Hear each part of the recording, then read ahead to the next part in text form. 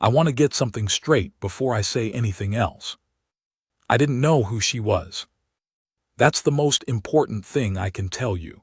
And I know that sounds like the kind of thing a man says when he's trying to get out of trouble, but I'm not saying it to cover myself.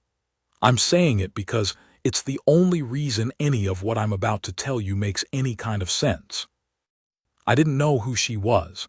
I didn't know what she was. And honestly, for about 40 minutes there on the loading deck of Veyrath Station, she was just a kid to me. A scared, exhausted, kind of funny little kid sitting alone behind a cargo crate. And I was just a bored soldier on patrol who had no idea that somewhere above me, several hundred meters through the station's reinforced hull, the most powerful non-human monarch in this entire sector of the galaxy was losing her mind trying to find her. That's how the whole thing started. That's what I need you to understand first. Let me back up a little. Veyrath Station wasn't supposed to be my assignment. I put in for Callisto Relay, easier duty, better food, and my buddy Markov was stationed there. But the 14th got reshuffled after the Brennan Corridor incident, and somehow I ended up on Veyrath, which is a neutral station out on the outer rim, the kind of place where you see literally everything. You want to know what Veyrath Station looks like? Imagine someone took every civilization in a 5,000 light-year radius, shook them up in a container, and poured them out on a platform about the size of a small moon. That's not accurate, technically. The station's not that big, but that's what it feels like. The air smells like 16 different atmospheres running through the same filtration system. The lighting changes depending on which corridor you're in, because different species need different light spectrums. Sometimes you'll walk from a section that smells like rain on pine trees, because the Velori keep their quarter humidified. And then you step through a pressure seal, and the next section smells like hot rock and ozone, because the Kethar need low-humidity, high-temp environments. And the noise, God, the noise. Hundreds of species, thousands of individual beings, all moving through the same space on different schedules, for different reasons. Some of them don't make sound the way humans do. Some of them communicate in frequencies you can't hear but you can feel in your teeth. Some of them communicate in color shifts and light pulses, and your translator implant just renders those as neutral tone English, and you get these weird flat sentences that sound like someone reading from a dictionary. Our unit was assigned to Lower Deck 5, which is one of the cargo and logistics areas. Not glamorous. Mostly long stretches of corridor between cargo bays, with freight lifts and loading equipment, and the kind of industrial lighting that makes everybody look vaguely unwell. Our job was presence patrol, basically. Humans walking around so that other species know humans are present. It sounds simple, and mostly it is. The day this happened, I was on solo rotation. My partner Let's had caught something from a Velori food stall, not dangerous, just unpleasant, and Command had approved her for rest cycle. So it was just me, my patrol route, my sidearm, my translator implant, and the particular specific boredom of walking the same 200 meters of corridor over and over for a 6-hour shift. I was about 3 hours in when I heard the sound. It came from behind Cargo Bay 7C, which wasn't on my route but was close enough that I could hear it clearly. It was a small sound, a soft sound, but it was unmistakably the sound of a child crying. Not wailing, not screaming, just that quiet, exhausted kind of crying that kids do when they've been upset for a while and they're running out of energy for it. That hiccuping, shuddering kind of cry. I stopped walking. Veyrath Station had a strict policy about unaccompanied minors of any species. All species traveling with child-age dependents had to register with the station's transit authority. I knew that. But I also knew that policy and reality don't always line up perfectly in a station this busy, and sometimes kids wander. I followed the sound. Behind Cargo Bay 7C, there was a gap between two large freight containers, the kind of gap that only exists because somebody stacked things imperfectly. In that gap, sitting on the floor with her knees pulled up to her chest and her small face buried in her arms, was the strangest child I had ever seen. And I want to be clear about something. On Varath Station, strange is not a word I use easily. I had seen beings with 6 limbs, beings with no discernible head, beings made primarily of organized gas. I had developed a very high threshold for unusual. But this child was strange in a way that was different, strange in a way that took me a moment to process. She was small, maybe the size of a 7-year-old human child, though I had no idea if that was equivalent to young for her species or not. She was pale in a way that didn't look like a skin condition or lighting effect, but genuine, absolute paleness, like someone had taken all the pigment out.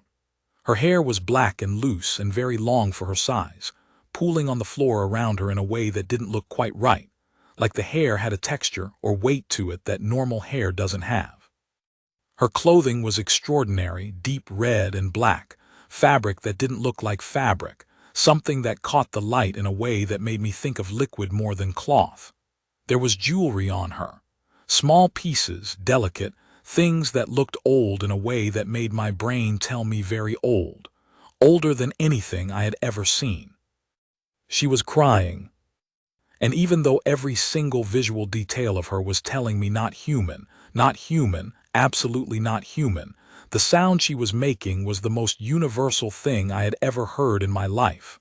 Tired, scared, small. I crouched down at the entrance to the gap between the containers. "Hey," I said, "my translator implant would handle it. Hey, you okay in there?" The child's head came up. Her eyes were red. And I don't mean red the way a human child's eyes go red from crying. I mean the irises were red. Deep, dark, the color of garnets or wine or old blood, take your pick. All 3 crossed my mind in rapid sequence. She looked at me. She had been crying, but she wasn't scared of me.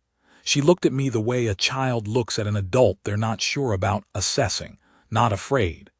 There was intelligence in that look that hit me before I was ready for it. This was not a creature that was surprised or frightened by the presence of a soldier. It looked at me the way a person looks at an unexpected but potentially useful stranger. She said something. My translator implant usually handles everything. It's been updated for over 300 languages and dialect clusters. What she said came through as a soft chime and then silence. The implant's signal for processing, unknown language attempting match. Then it came through, uncertain, flagged with a triple asterisk, which means rough translation, low confidence. "Are you one of the human soldiers?" "Yeah," I said. "I'm one of the human soldiers. Are you lost?" A pause. She looked at me very carefully. Then she said something else, and this time the translation came through more cleanly. "I was not lost. I chose to be here."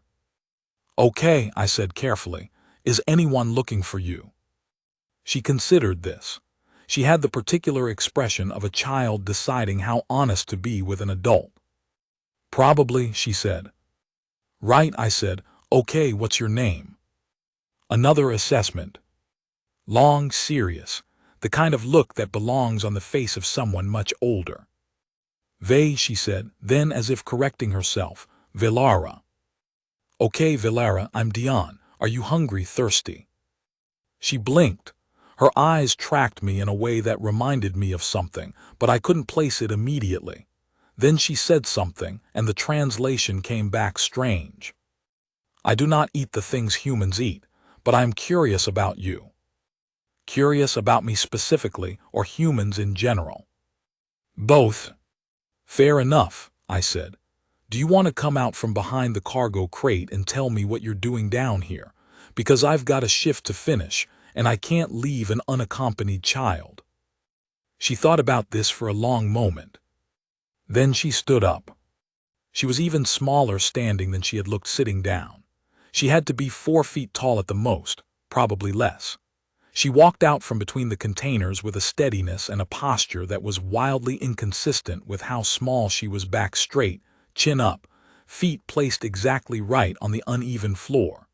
She walked like someone who had been taught to move with authority and had been learning that lesson for a very long time. She stood in front of me and looked up at me. "I wanted to see the cargo levels," she said.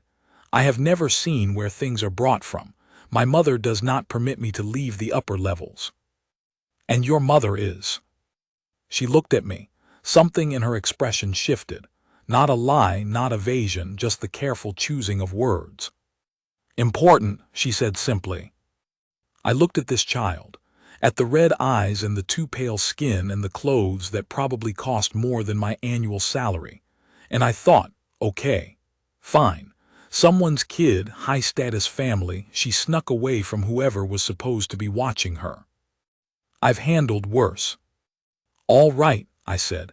"Velara, you want to see the cargo levels. Let me show you around. And then I'm going to have to get you back to your mother because her being important means she's going to be very upset when she notices you're gone." Velara looked up at me, and for the first time the corner of her mouth turned up. "She has already noticed," she said. "She has been looking for me for 2 of your hours." She said it with the particular guilty delight of a child who knows they're in trouble and has accepted it. Document Section 1B, Witness Testimony. Filed by Cargo Technician First Class Brenna Osh, 14th Human Forward Deployment Unit Attached Logistics. Personal Testimony, unedited.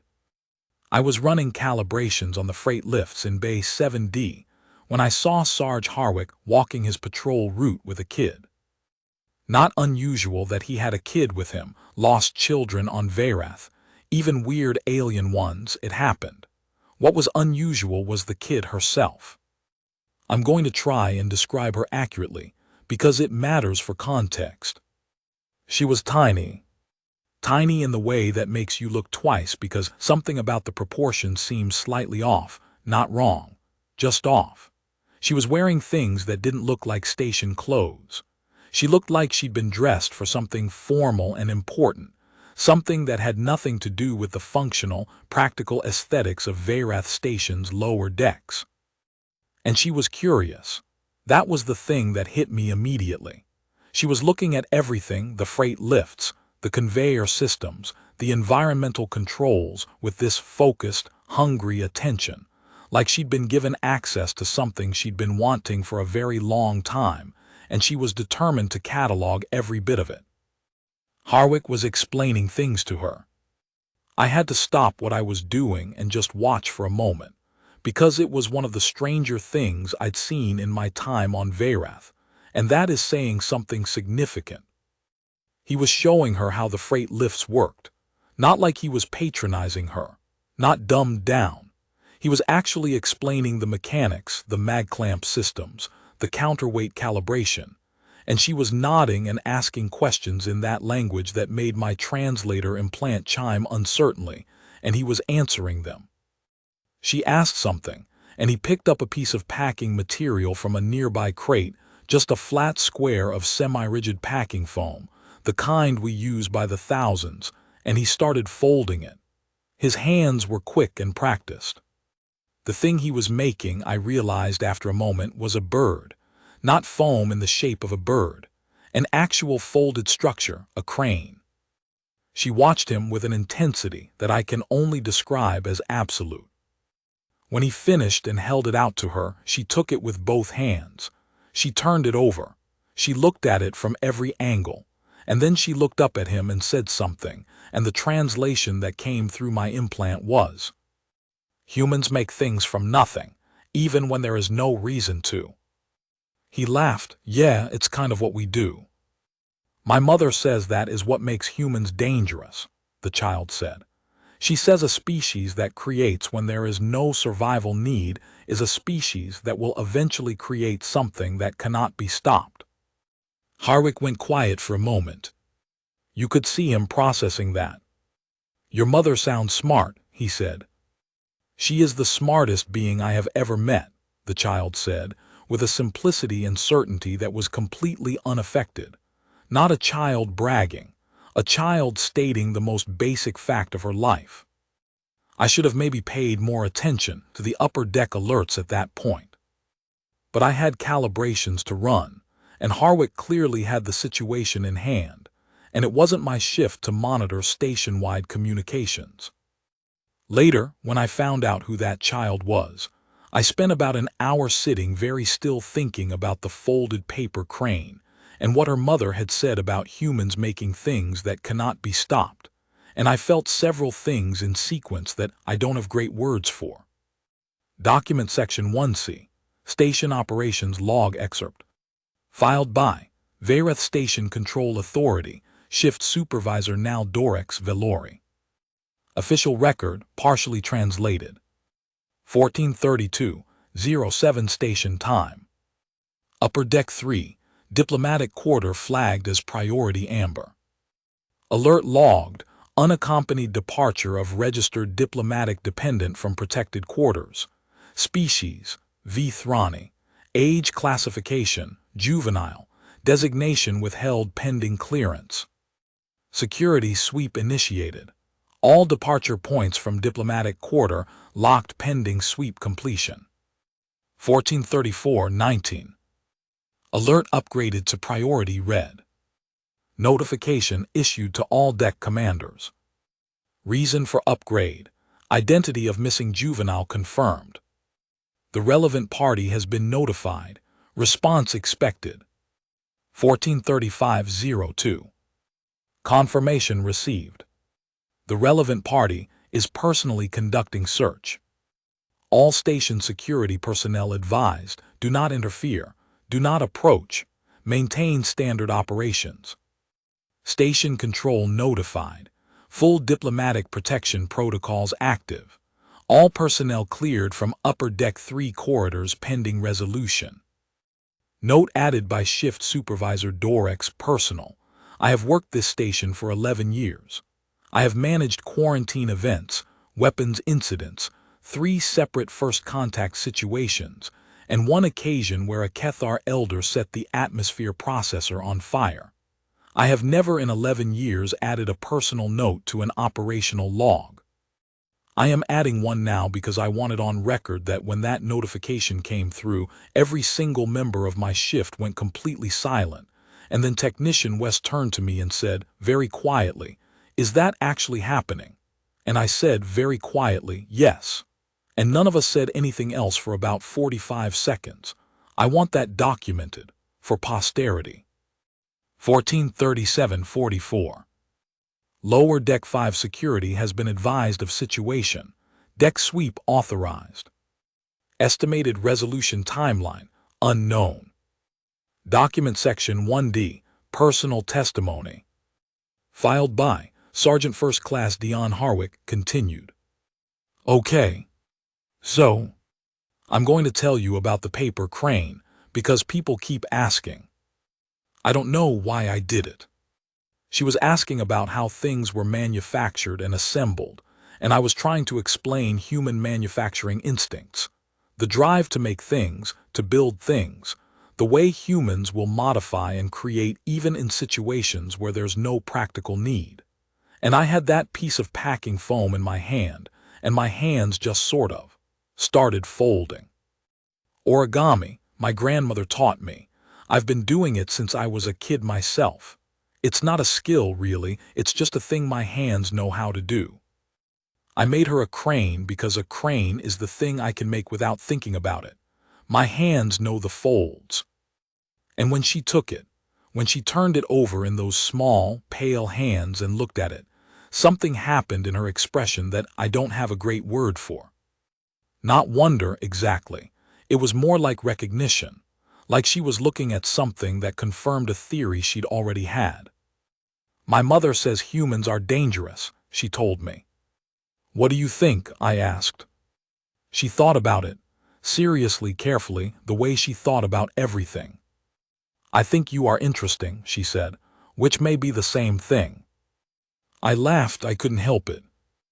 And she looked surprised by the laugh, surprised by me laughing, and then something relaxed in her and she laughed too. It was a strange sound, not like a human child's laugh, something that was at once more precise and more musical, but it was laughter. We kept walking the patrol route together. I kept explaining things. She kept asking questions. The questions were extraordinary, not childish questions, not basic questions, but the kind of questions that make you stop and actually think about things you've always taken for granted. She asked me why humans built things with imperfections. Every cargo container on this deck has imperfections, she said. Small variations in the seams, the alignment. Human-made containers. Non-human containers from automated manufacturing, they are perfect. No variation. But human-made things always have small differences. Because humans make them, I said. Human hands, human judgment. But the imperfections are inefficiencies. Sure, but sometimes the imperfections are why they hold up better under unexpected stress. The variation means they're not all weak in exactly the same way. She was quiet for a moment. My mother says something similar, she said. She says the thing about humans that other species always misunderstand is that your imperfections are not separate from your strength. They are the same thing. I thought about that. She really does sound smart, I said. Yes, said Velara, you will meet her shortly. I looked at her. Will I? She is looking for me, Velara said, with that same guilty, cheerful certainty as before. She will have found me by now. I felt something in my chest that might have been unease. How do you know? Because she always finds me, Velara said simply. She found me when I hid in the east tower of the Crimson Hold. She found me in the catacombs beneath the Nethvar city. She will find me here. I thought about what she had just said. Crimson Hold. Nethvar city. I was running those through my translator and through my general knowledge, and I was starting to get an uncomfortable feeling about what was coming. Velara, I said slowly, who is your mother? She looked up at me. You would know her by her title, she said. If I told you her name, it might mean nothing to you, but her title. She paused. Her title is Queen, she said. I didn't say anything. Queen Evith Vithran of the Vithrani, she said. Her voice was matter-of-fact, the way you'd say a fact that has simply always been true. Sovereign of the Crimson Reach, keeper of the Old Compact. Those are the formal designations. She looked at me. You have gone very still, she observed. Yeah, I said, I'm processing. Does it change things? She asked. And underneath the matter-of-fact tone there was something real, a child's real question, asked carefully, waiting for the answer. I thought about it. A Vithrani child. The Vithrani. Of course I knew them. Everyone in the galactic deployment knew them. The oldest surviving sapient species in this sector by about 60,000 years. Pre-contact civilization with a recorded history longer than human civilization had existed. A species that had watched 5 other galactic powers rise and fall while they themselves stayed constant, patient, ancient. Their queen. The queen, because the Vithrani only had one. Had only ever had one, as far as galactic records indicated. Whether that was the same queen over 60,000 years or a succession of queens with the same title, human historians had debated that question since first contact, and no one had managed to get a straight answer. The queen who had been deeply, seriously, and vocally skeptical about human expansion, who had stood in galactic council and said, in terms that the translator implant rendered as elegant and very precise, humans are a species that has not yet learned what they are. I recommend we wait before extending them full council status. A fire is most dangerous before it knows it is a fire. Her daughter was holding a paper crane made out of packing foam and looking at me waiting to find out if it changed things. No, I said, it doesn't change things. You're still a kid who got separated from her parent and I'm still a soldier on patrol. The rest of it, we'll figure it out. Velara looked at me for a long moment. Then she held out the paper crane. She held it the way you hold something you're offering seriously, not a casual gesture. You may have this back, she said. If things go badly when my mother arrives, I do not want her to think you gave me something as an inducement.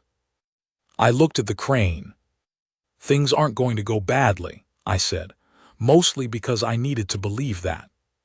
No, Valera agreed. I do not think so either, but I thought you should have the option.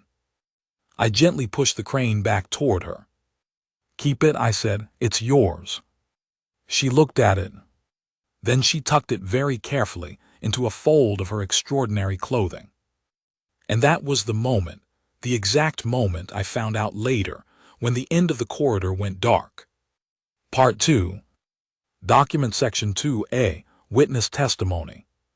Filed by Private First Class Thomas Wren, 14th Human Forward Deployment Unit. Personal testimony, unedited. I was 200 meters down the corridor when it happened, and I almost missed it because I had my head down checking equipment readings. What made me look up was the cold. Not station cold, not the regular slightly too cool temperature that Lower Deck 5 ran at because of the cargo refrigeration systems.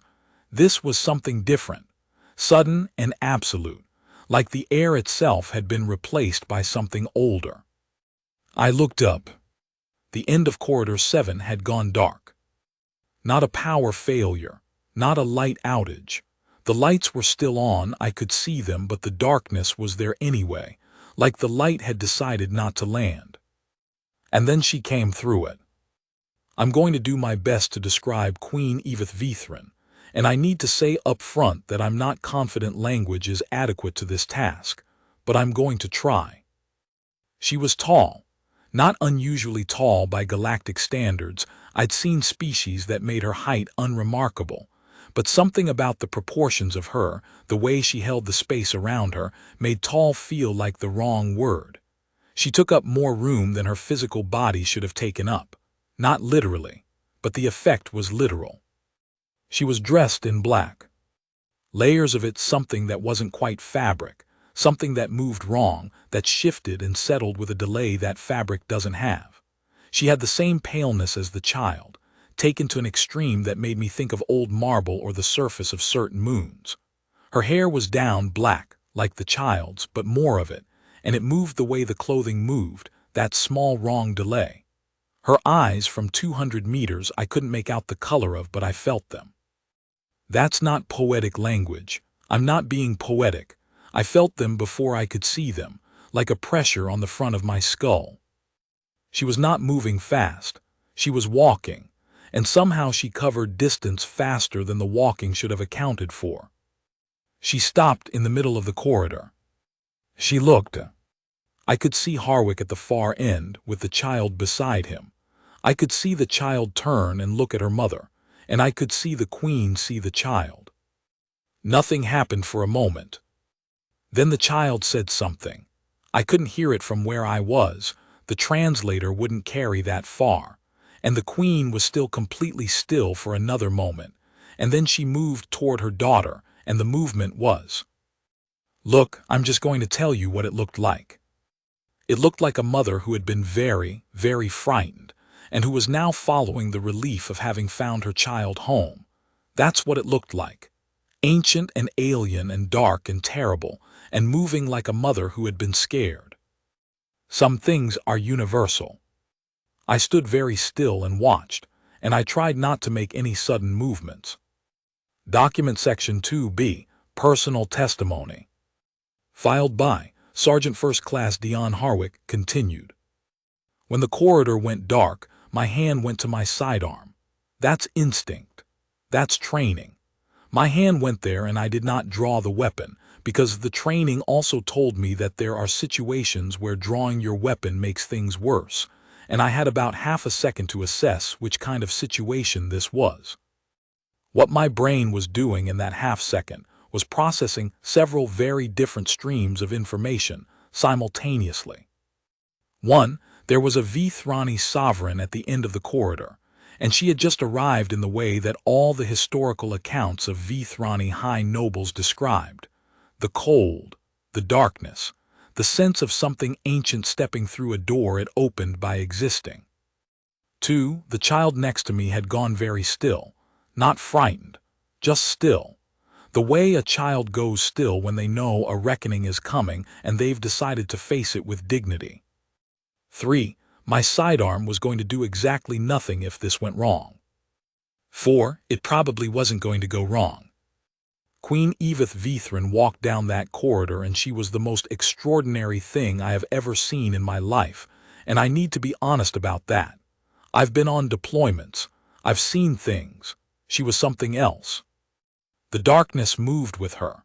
The cold moved with her. The lighting seemed to recalibrate around her presence, dimming or brightening in a way that the station's automated systems had clearly not chosen. She was looking at the child, only at the child. Then she looked at me. And I. Okay, I'm going to try and be honest about this part. Because this is the part that people ask about most, and there's a version of this story where I say something brave and composed, and that version is a lie. When she looked at me, my brain did something it has never done before or since. It went completely, entirely, absolutely blank. Not from fear, though I was afraid. From something bigger than fear. From confronting something that made every scale and reference point my mind had built for dealing with the world stop being applicable. This was an entity that had been alive for estimates ranged, but 60,000 years was the conservative number. This was something that had watched civilizations from above the way I might watch seasons change. This was something looking at me. And then she spoke. Her voice was not translated as a weapon. It was translated as a voice. A low, precise, unhurried voice. The translator rendered it as an accentless, perfectly neutral English, because that's what the translator does, and somehow that made it stranger. "Human soldier," she said. "Ma'am," I said, because I had to say something and ma'am seemed safest. "You have been with my daughter." It wasn't a question. "Yes, ma'am, I found her in the cargo bay. She appeared to be alone. I kept her with me until I paused. Until I arrived," the Queen said. "Yes, ma'am." She was looking at me with those eyes, garnet red like the child's but darker, older. They were the color of something you see at the very bottom of very deep water. "Did she give you difficulty?" I glanced at Velara. Velara was standing very straight, chin up, and her expression had the particular quality of a child who has made peace with whatever is coming. "No, ma'am," I said, "no difficulty at all." "Did she attempt to manipulate or compel you?" "No, ma'am." The Queen's eyes moved to Velara. Something passed between them, a long look, not angry but heavy, then back to me. "You kept her safe," the Queen said. "She was fine. She mostly asked questions about the cargo systems." "And you answered them?" "Yes, ma'am." "Why?" I thought about that, because she was curious, and because answering questions is easy. The Queen looked at me. The look lasted longer than comfortable. I held it, because I had a feeling that looking away was the wrong move, that this was one of those situations where what you do in the first 30 seconds matters. Then she looked at her daughter again. "Velara," she said. Just the name. Just the single word, and the weight in it was the weight of all the things a parent does not say because they do not need to be said, because the love and the fear and the relief are all there and the child already knows. Velara looked up at her mother. She said something, her voice small and certain and honest. The translator rendered it as, "I wanted to see where things come from, mother." The Queen was silent for a moment. Then she said, "And did you see?" "Yes," Velara said, "I saw, and a human showed me." The Queen's eyes came back to me. Document Section 2C, Witness Testimony. Filed by Station Archivist Dashanvel Velori. Professional Record, Certified Translation. I was summoned by Station Control to document the incident. This is my professional account of what I observed upon arrival at Lower Deck 5, Corridor 7, at approximately 14:55 station time. I arrived to find the following scene. Queen Edith Vithran of the Vithrani sovereignty, stood in the center of the corridor. Her daughter, the Princess Velara Vithran, stood at the Queen's side. Between them and the Queen stood one human soldier, Sergeant First Class Dion Harwick, 14th Human Forward Deployment Unit, as I later confirmed. The soldier was standing in a posture that I have learned, over years of working with humans, to identify as careful and steady without being either rigid or relaxed. The kind of posture humans adopt when they are uncertain, but have decided not to show the uncertainty in ways that might cause problems. The Queen was speaking. I activated my recording equipment as quickly as possible. I captured the following exchange. Queen, you are not afraid of me. Harwick, I'm working on that, ma'am. A pause. Then the Queen said something that my translation matrix initially flagged as an anomaly because it did not fit the expected tone of the interaction. She laughed. Not a large laugh, not a performance. A small, contained, genuine sound that the translation matrix rendered with an asterisk in the note, involuntary, unguarded. And she said, human honesty, I had forgotten the quality of it.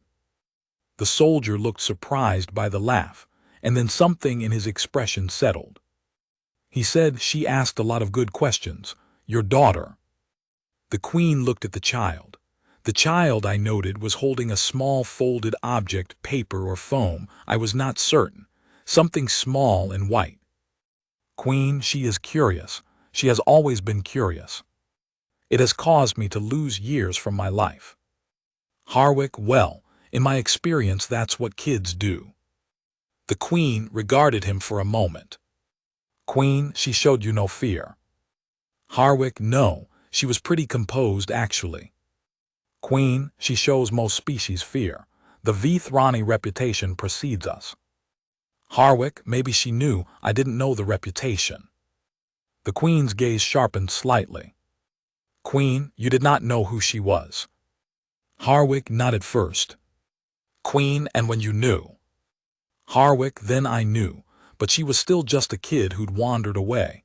That part didn't change. A silence. The Queen said, no. I suppose it would not.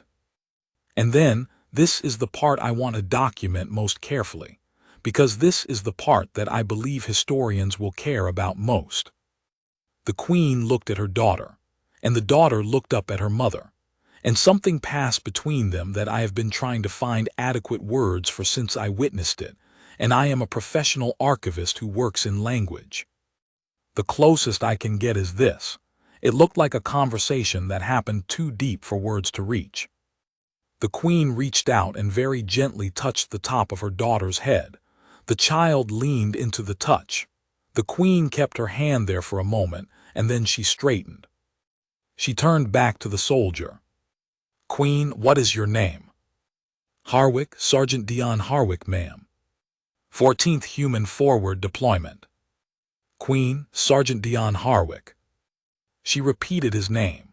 She repeated it with the particular care of someone committing something to memory, and the way the Queen's memory operated was not something any of us needed to have explained.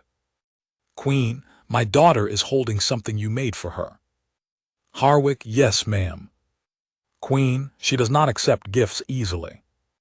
Harwick, she actually tried to give it back, in case it caused problems. The Queen looked at the child. Queen to the child, you tried to give it back. Velara, I wanted him to be protected, mother, in case you were angry. Queen, and why did you not succeed in giving it back? Velara, he said it was mine, he said keep it. A pause. Queen very quietly, did he? She looked at the soldier again. And I have been doing this work for a long time, and I have tried to observe and document without inserting my own interpretations. But I want to note, for the record, that what was in her face at that moment was not what I had expected. It was something closer to recognition. Part 3. Document Section 3A, Personal Testimony. Filed by Sergeant First Class Dion Harwick, continued. She asked me why I hadn't left the child alone. It was a direct question. She asked it after a long silence, and the directness of it was a little startling. "Why did you not leave her?" she asked. "You could have reported the unaccompanied minor through station channels and continued your patrol. That would have been protocol." "It would have," I said. "But you did not." "No, ma'am." "Why?" I thought about it. Not because I didn't know the answer, but because the answer had a few layers and I wanted to give her the honest one, not the easy one. "Because she was crying," I said. "When I found her, she was crying, and I couldn't just leave someone who was crying." The Queen looked at me. "Even someone who is not human," she said. "Especially not then," I said. "Because if you're not human and you're sitting on a station where there are not many of your kind around, and you're lost and scared, that's lonelier than being a human in the same situation. There's fewer people who will recognize what you need." The Queen was quiet for a long moment. She had been doing this thing since we'd been talking, not pacing, not fidgeting, just going very still. The kind of stillness that wasn't absence of movement but deliberate presence. The kind of stillness that has been practiced for a very long time. "You said she was crying," the Queen said. "She told you she was not lost. She said she chose to be there." "She did," I said. "She lies when she is frightened," the Queen said quietly. "Not large lies, small, proud lies. She has done it since she could speak." I looked at Valera. Valera was looking at her mother with an expression I recognized. Complicated love. The kind you have for someone who knows exactly who you are. "She seemed scared underneath," I said. "She hid it well, but underneath." "Yes," the Queen said. "She always hides it well."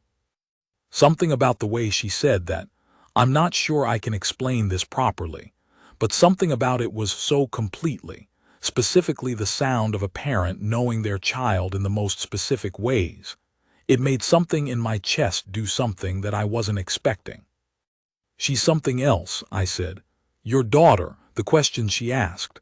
I've never talked to anyone who asked questions like that." "She has been asking questions since before she could walk," the Queen said. "She has been asking questions that I cannot answer. She asks me why the universe is structured as it is, and I tell her I do not know. She asks me what was before the galaxy, and I tell her I do not know. She asks me why humans fold paper into birds." A pause. "Now at least, she will know the answer to that one."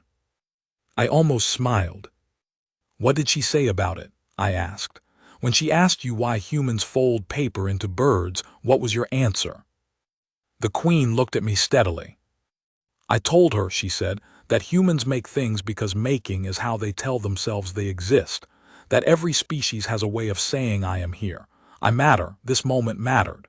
Some species say it in the stars they name. Some say it in the monuments they build. Humans say it in everything they touch, even small things, even temporary things." She paused. "Even things made of packing foam." I held that for a moment. "That's a better answer than I gave her," I said. "No," the Queen said. "Your answer was better. Mine was observation. Yours was demonstration." We stood in that corridor for a long time. I know that sounds strange. I know a queen of an ancient species doesn't just stand around in a cargo deck corridor with a human soldier. But she did. And I did. And Velara stood between us and looked from one to the other with the expression of a child who is witnessing something they will remember. The Queen asked me about the 14th. She asked about our deployment, our purpose on Veyrath, what humans hope to accomplish through the station assignments. Her questions were precise and intelligent, and I answered them honestly, because honesty seemed like the only thing that made sense in this conversation. She asked about Earth. Not the political Earth, not the diplomatic Earth. She asked about the physical Earth, what the weather was like, what the oceans looked like, whether it was true that humans had a season where plants let go of their leaves and the world turned orange. "Autumn," I said. "Yeah, it happens every year." Velara has never seen it, the Queen said. She has seen many things, she has not seen autumn. She'd probably like it, I said. She asked a lot of questions about how the cargo systems cycle materials. Autumn is basically a big cycle, everything breaking down to feed the next thing that grows. The Queen looked at her daughter. Velara was listening to all of this, and had been this whole time, with the same focused absorption she'd given everything I'd shown her earlier. She is going to ask me to take her to Earth, the Queen said, quietly. Not to me, not entirely, half to herself. Is that a bad thing? I asked. The Queen was quiet for a moment. My kind and yours have not always understood each other, she said carefully. No, I agreed. I said things in council about humans that I meant at the time, she said. I am not certain I would say the same things now. I am uncertain whether that is because I have learned something or because I am standing in a cargo corridor with a man who kept my daughter safe because she was crying. She said that last part without any softness, clear-eyed and precise. I think, I said carefully, you can be uncertain about both at the same time. The Queen looked at me. Yes, she said. I think I can. Document Section 3B, Witness Testimony. Filed by Lieutenant Commander Priya Veshan, 14th Human Forward Deployment Unit, Command Staff. Personal testimony, unedited. I got the notification at 14:38. Unaccompanied juvenile, lower deck 5, one of my soldiers involved. I flagged it and started moving. At 14:42, Station Control gave me the full situation report. I stopped walking. I stood in the middle of a corridor and stared at my comm screen for about 10 seconds. Then I kept walking faster. When I arrived at Corridor 7 at approximately 15:05, the scene was as follows. Sergeant Harwick, standing at ease in the center of the corridor. Beside him, at approximately the same level as his hip, the princess heir of the Vithrani sovereignty. Facing them, the Queen of the Vithrani. Nobody looked tense. That was the thing that stopped me in my tracks. I had arrived prepared for some version of a diplomatic incident, something requiring careful handling and formal language, and probably a lot of extremely calibrated communication. What I arrived to find was Sergeant Harwick explaining something to the Queen using his hands, and the Queen listening with her head tilted slightly to one side, and the child watching both of them with red eyes that were taking everything in. I identified myself. The Queen acknowledged me with a nod that somehow managed to convey both perfect courtesy and the absolute confidence that she had not required my presence and did not require it now, but welcomed it nonetheless. She then said, "Your soldier kept my daughter safe and showed her where things come from. I am in his debt." I said, and I want to note that this was not the most polished diplomatic response of my career. "He's a good man, Your Majesty."